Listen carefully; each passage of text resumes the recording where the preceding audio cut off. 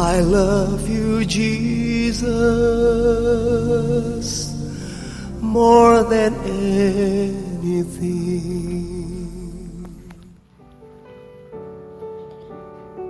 Tahun 2020 adalah tahun dimensi yang baru.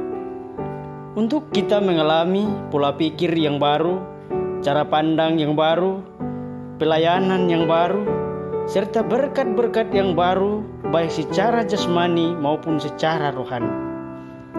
Mari sama-sama kita perkatakan Mazmur 91 dalam lindungan Allah. Orang yang duduk dalam lindungan yang maha tinggi dan bermalam dalam naungan maha kuasa akan berkata kepada Tuhan, tempat perlindunganku dan kubu pertahananku, Allahku yang kupercayai. Sungguh, Dialah yang akan melepaskan engkau dari jerat penangkap burung, dari penyakit sampar yang busuk. Dengan kepaknya Ia akan melindungi engkau, di bawah sayapnya engkau akan berlindung. Kesetiaannya ialah perisai dan pagar tembok. Engkau tak usah takut terhadap kedahsyatan malam, terhadap panah yang terbang di waktu siang, terhadap penyakit sampar yang berjalan di dalam gelap, terhadap penyakit menular yang mengamuk di waktu petang. Walau 1000 reba di sisimu dan 10.000 di sebelah kananmu, tetapi itu tidak akan menimpamu. Engkau hanya menontonnya dengan matamu sendiri dan melihat pembalasan terhadap orang-orang fasik. Sebab Tuhan ialah tempat perlindunganmu, yang maha tinggi telah kau buat tempat perteduhanmu. Malapetaka tidak akan menimpa kamu, dan tulah tidak akan mendekat kepada kemahmu.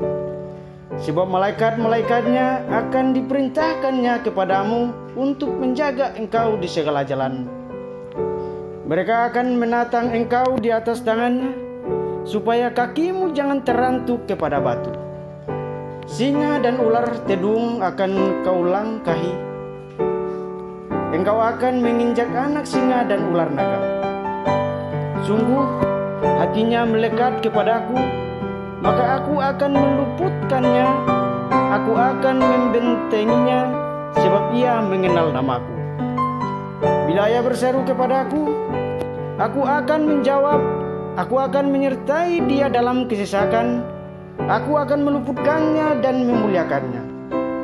Dengan panjang umur akan kukenyangkan dia, dan akan kuperlihatkan kepadanya keselamatan daripadaku.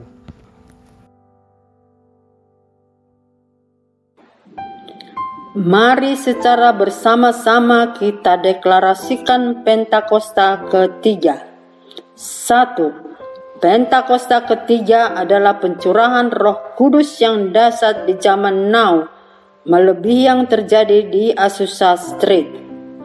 2. Pentakosta ketiga akan mengakibatkan penuaian jiwa yang terbesar dan terakhir sebelum Tuhan Yesus datang kembali. 3. Pentakosta ketiga akan membangkitkan generasi Yeremia, yaitu anak-anak muda yang dipenuhi Roh Kudus, cinta mati-matian kepada Tuhan Yesus, tidak kompromi terhadap dosa, dan akan bergerak untuk memenangkan jiwa. 4. Pentakosta ketiga lahir di Indonesia yang bergerak ke bangsa-bangsa. Gerakan ini dari timur ke barat dan akan kembali ke Yerusalem. 5. Pentakosta ketiga akan memberikan kuasa untuk menyelesaikan amanat agung, dan setelah itu Tuhan Yesus datang kembali.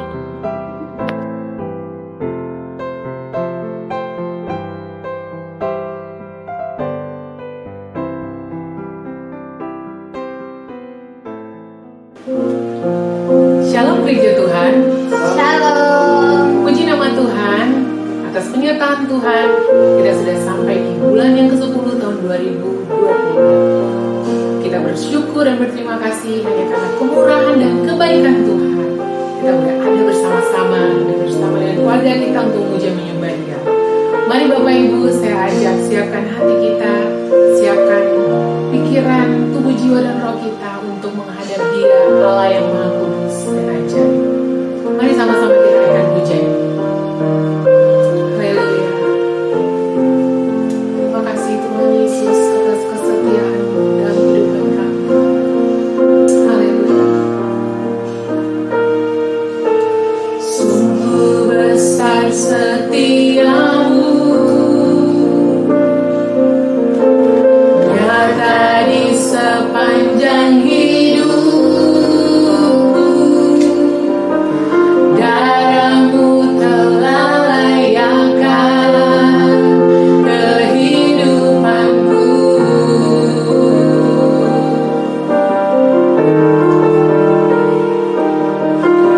Tiada kata yang bisa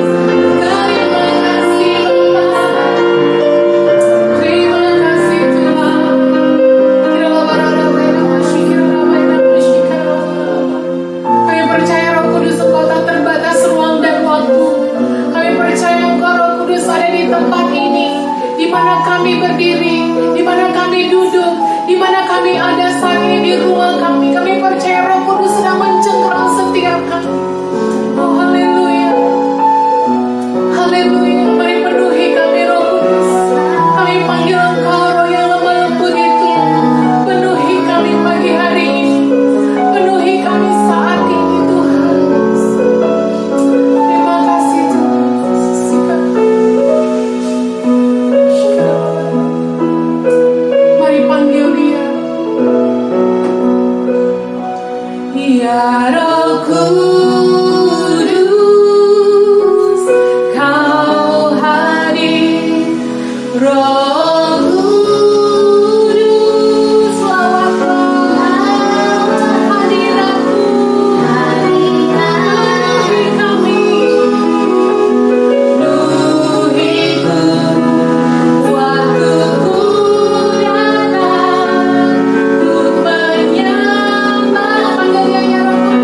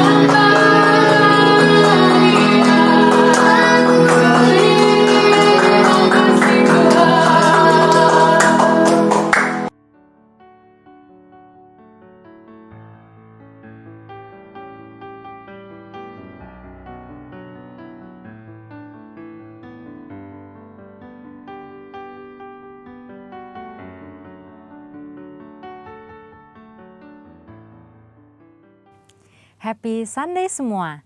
Dalam edisi Voice of Pentecost kali ini kita akan membahas mengenai paradigma kekudusan bagi generasi yang menyelesaikan amanat agung. Menjaga kekudusan kadang-kadang dianggap sebagai hal yang kuno, bahkan membebani. Benarkah demikian? Apa arti kekudusan yang sesungguhnya? Kekudusan adalah karakter dari Allah yang paling menonjol yang memiliki makna keterpisahan.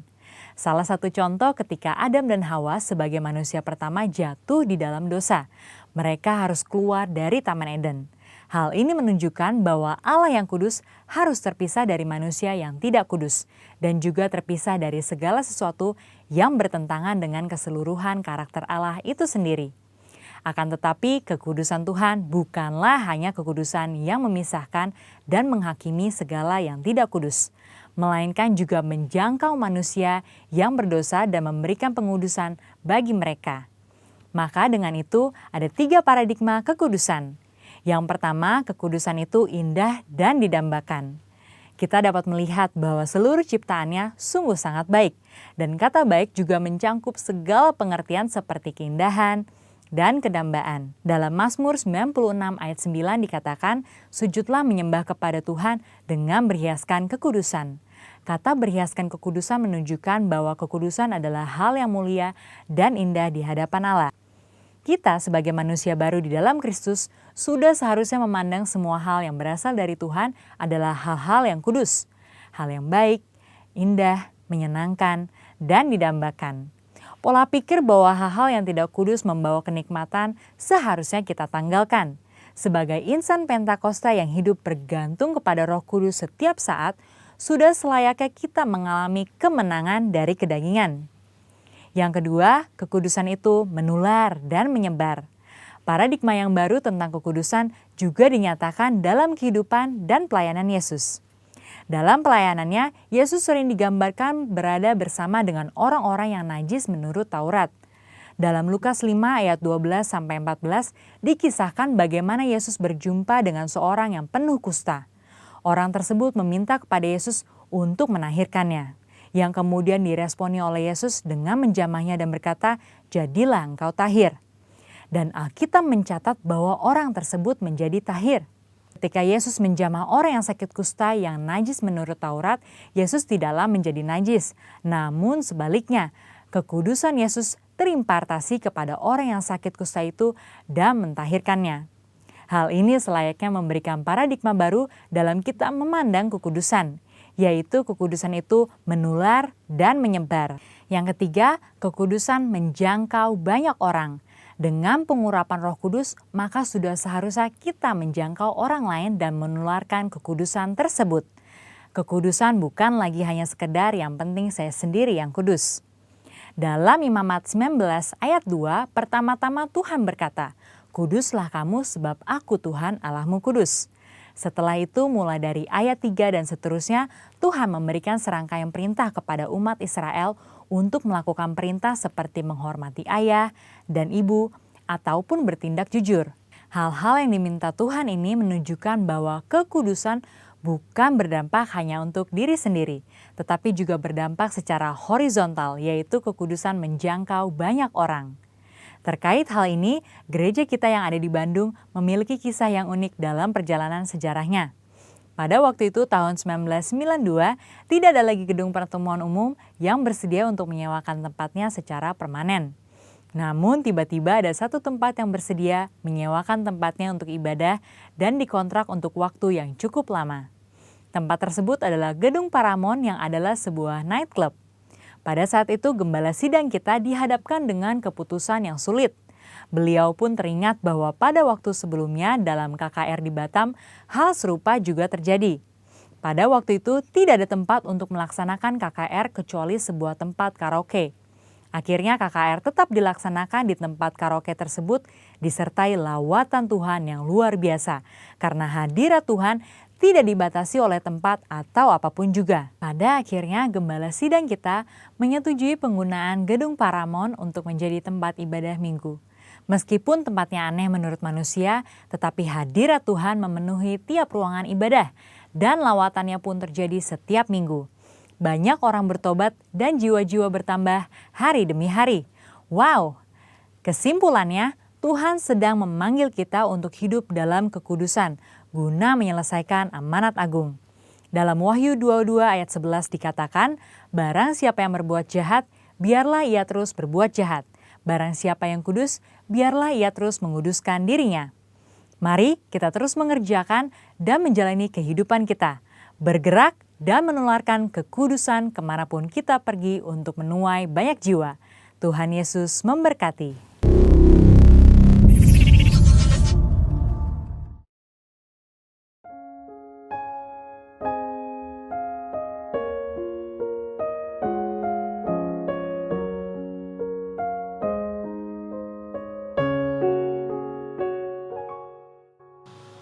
Shalom Gereja Tuhan, puji nama Tuhan, kita kembali datang berkumpul bersama keluarga di rumah ya, di dalam ibadah online kita.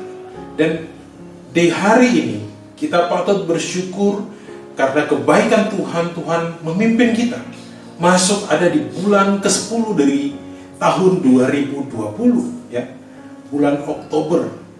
Haleluya.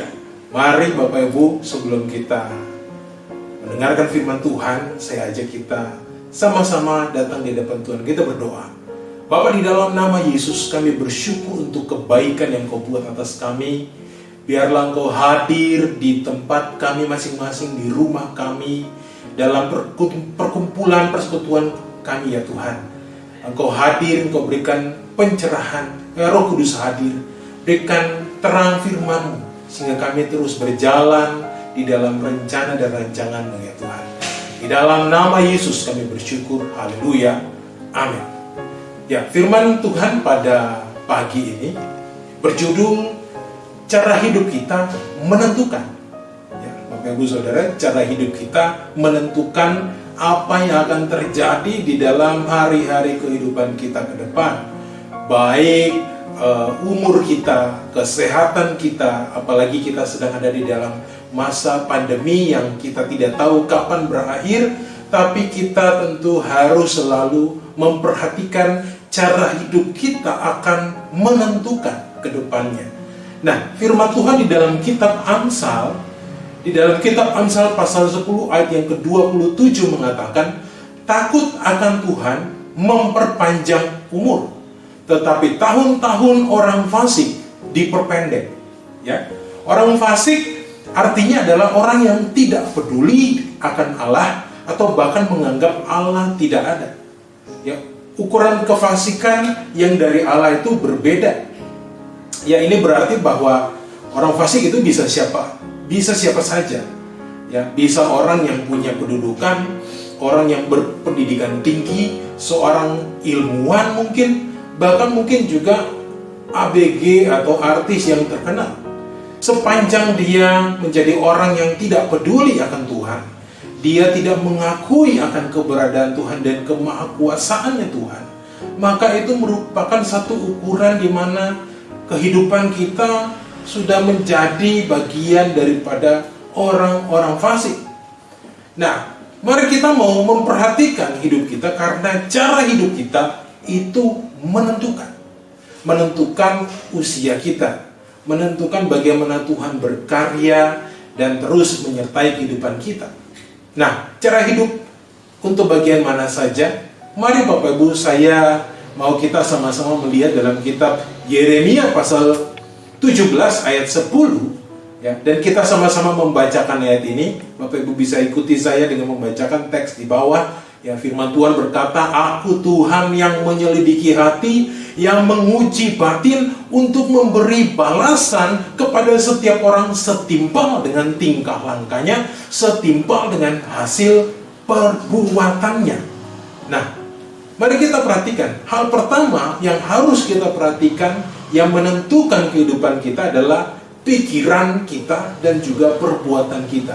Apa yang kita pikirkan akan menentukan kemudian bagaimana hidup yang akan kita lewati.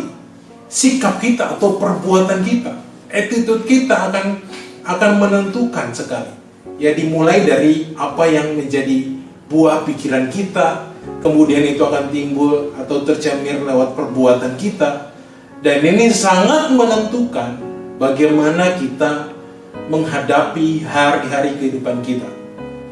Mari Bapak Ibu Saudara gereja Tuhan, kita perlu menentukan, kita perlu melihat hal ini. Karena ini adalah hal yang serius, ini hal yang penting kita perhatikan sebagai anak-anak Tuhan. Kenapa? Karena kita tidak menjadi orang-orang yang fasik.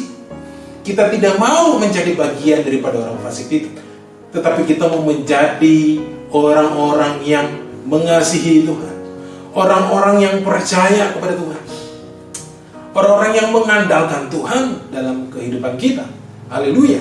Cara hidup yang kedua, ya, yang sangat menentukan bagaimana Tuhan terus berkarya. Ada berkat umur panjang yang Tuhan berikan, yaitu perkataan, ucapan yang kita katakan dalam kehidupan kita, yang kita ucapkan dalam kehidupan kita.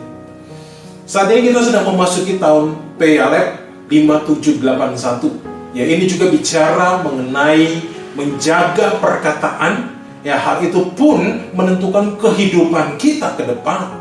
Firman Tuhan di dalam Matius pasal 12 ayat yang ke-36 berkata bahwa, tetapi aku berkata kepadamu, setiap kata sia-sia yang diucapkan orang harus dipertanggungjawabkannya pada hari penghakiman.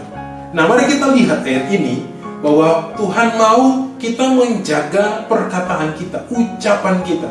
Biarlah yang keluar dari bibir, mulut, dan ucapan kita adalah perkataan yang membangun satu sama lain di dalam keluarga, membangun rekan-rekan di kantor, di dalam komunitas, biarlah perkataan kita adalah perkataan yang memberkati, bahkan itu pun saat kita menyatakan ucapan-ucapan yang berkaitan dengan kehidupan kita sendiri atau self-talking, kita akan berbicara kepada diri kita hal-hal yang membangun, memperkatakan janji-janji firman Tuhan. Kenapa? Karena cara hidup kita menentukan. Haleluya. Mari gereja Tuhan, kita memikirkan dan kita mengambil cara hidup yang berkenan. Supaya apa? Supaya Tuhan memberkati kita. Ada umur panjang, ada kebahagiaan, ada penyertaan Tuhan yang luar biasa dalam kehidupan kita. Haleluya. Hal yang ketiga, bicara mengenai perlakuan kita kepada orang lain atau sesama kita. Ini penting sekali. Oleh karena apa? Oleh karena walau kita di tengah-tengah pandemi, ya, kegiatan kita terbatas, namun perlakuan kita itu akan menjadi bagian ukuran bagaimana Tuhan akan memberkati kita. Haleluya. Matius pasal 10 ayat 41 dan 42 berkata, barang siapa menyambut seorang nabi sebagai nabi, ia akan menerima upah nabi. Haleluya. Saudara, ini janji Tuhan, ini perkataan yang Yesus katakan. Dan barang siapa menyambut orang benar sebagai orang benar, ia akan menerima upah orang benar. Dan barang siapa memberi air sejuk secangkir saja pun kepada salah seorang, ya, yang kecil, karena ia muridku, firman Tuhan katakan, Yesus mengatakan, aku berkata kepadamu, sesungguhnya ia tidak akan kehilangan upahnya daripadanya. Ini menentukan bagaimana kita menyikapi hidup kita, ya, bagaimana kita menjaga hubungan di antara keluarga, dengan sahabat, dengan tetangga di sekitar kita, saudara seiman, ya. Ini tentu sangat menentukan, saudara. Saudara, apa yang ingin saudara dapatkan dalam kehidupan saudara? Jangan pernah mengalami kecemburuan saat orang diberkati. Tapi mari kita introspeksi diri, kita lihat diri kita, apa yang belum kita lakukan, bagian yang belum kita lakukan di dalam kehidupan kita. Mungkin saja apa yang kita gumulkan, apa yang kita inginkan, doakan, kita tidak dapatkan, karena itu juga merupakan bagian di mana kita tidak melakukan bagi orang lain.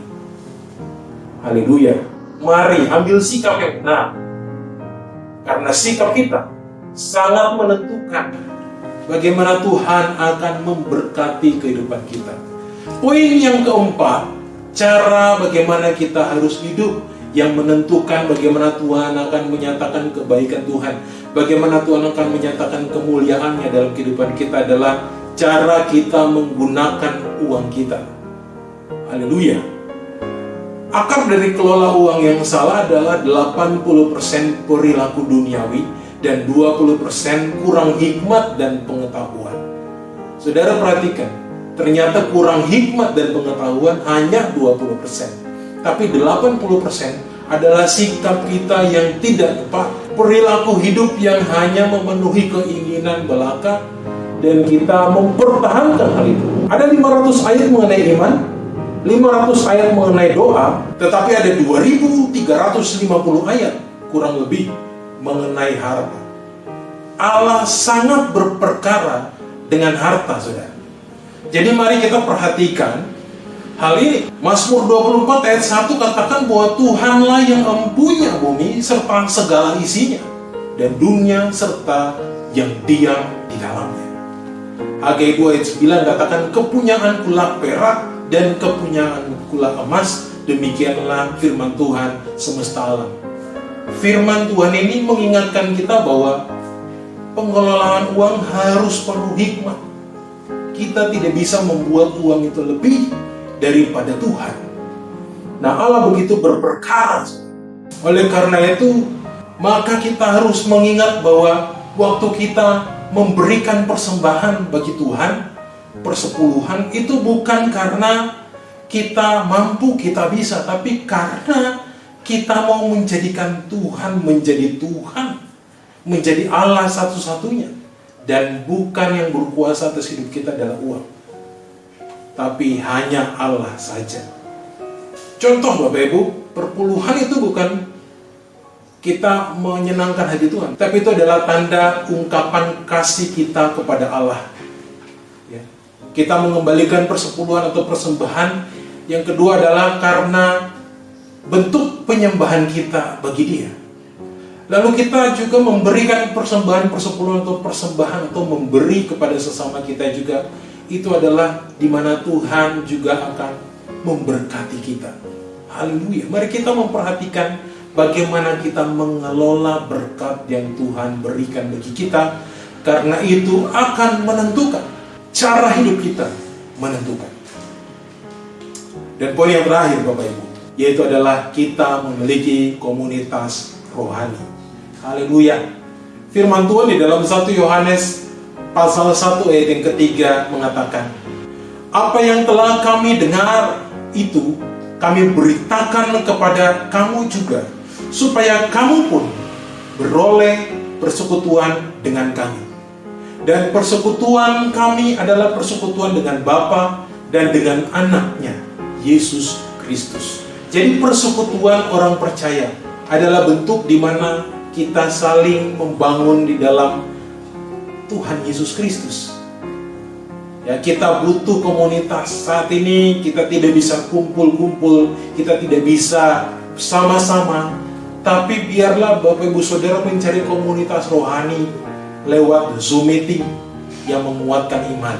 Ya, cool lewat Zoom, cool lewat video call, atau mungkin Bapak Ibu bisa ikut dalam sesi-sesi pengajaran, baik di media sosial, begitupun juga di mana saja yang dilakukan lewat YouTube dan sebagai macam media yang mendukung saat ini. Supaya iman kita bangkit. Ada persekutuan di dalam Kristus Yesus. Haleluya. Biarlah kita dikuatkan, biarlah kita sama-sama melakukan atau melewati hidup sesuai dengan rencana dan kehendak Tuhan, sesuai dengan firman Tuhan. Dan saatnya Bapak Ibu kita akan masuk dalam perjamuan yang kudus. Mari kita siapkan hati kita untuk perjamuan kudus ini. Firman Tuhan katakan, sebab setiap kali kamu makan roti dan minum cawan ini, kamu memberitakan kematian Tuhan sampai Ia datang. Karena perjamuan kudus adalah perjamuan Tuhan Yesus sendiri. Bagi anak di bawah umur 12 tahun dan bagi orang yang belum percaya dilarang untuk mengambilnya. Mari Bapak Ibu ambil waktu, datang sama Tuhan, bereskan hidupmu, minta ampun sama Tuhan untuk setiap dosa pelanggaran, baik secara sengaja maupun tidak sengaja. Mari kita minta ampun untuk dosa pelanggaran, ucapan, perkataan, bahkan pikiran. Ya Bapa, Engkau ampuni kami. Ya Tuhan. Yes. Mari Bapak Ibu, akui di hadapan Tuhan. Persiapkan diri untuk masuk dalam perjamuan kudus. Terima kasih Bapak, darah Yesus bungkus kami, basuh kami, supaya kami layak makan dan minum dalam perjamuan kudus di hari ini. Haleluya, haleluya. Shikaralabayana masandaya. Oh ralabakana mashikara.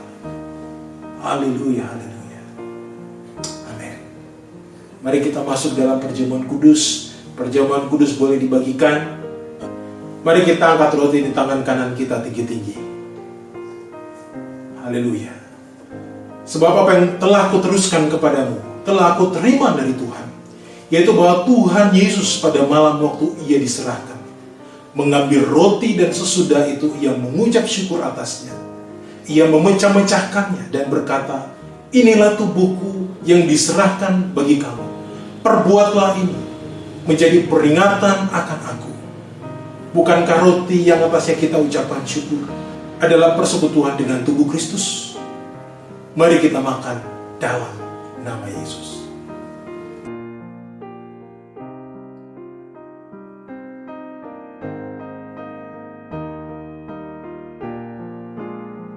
Mari angkat anggur di tangan kanan kita tinggi-tinggi.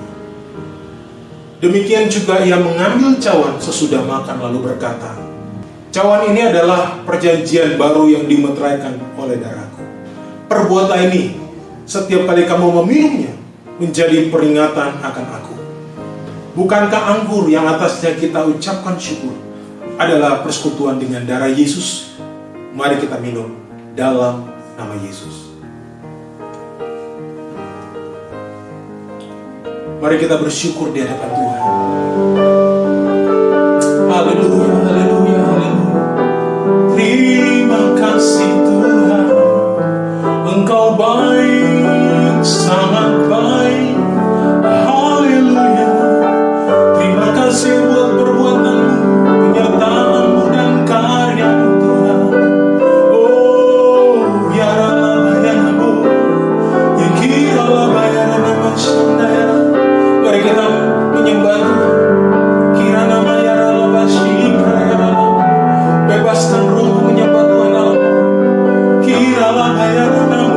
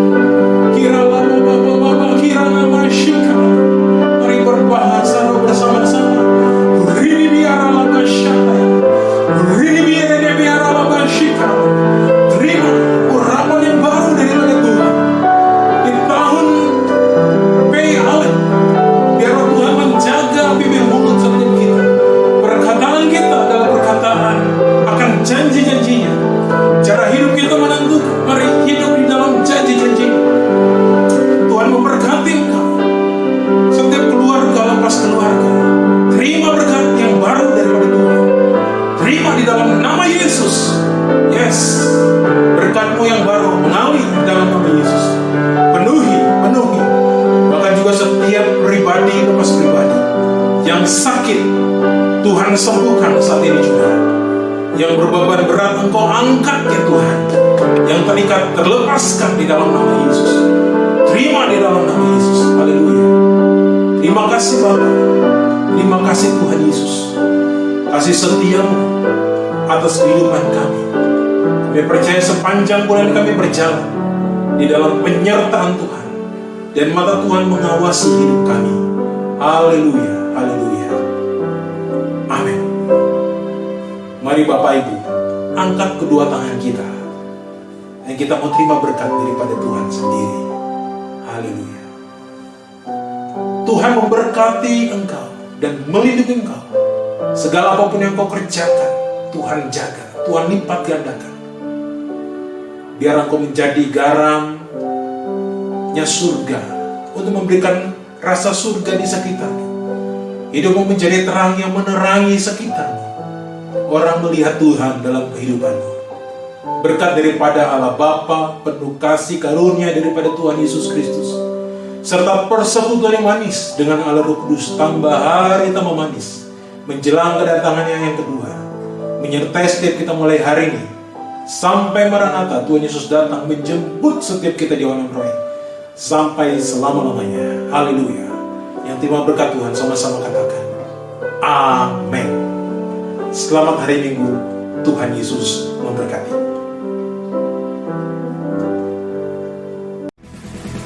Yang menabur dengan mencucurkan air mata pasti akan menuai dengan sorak-sorai. Dan yang berjalan menangis sambil menabur benih pasti pulang membawa berkah.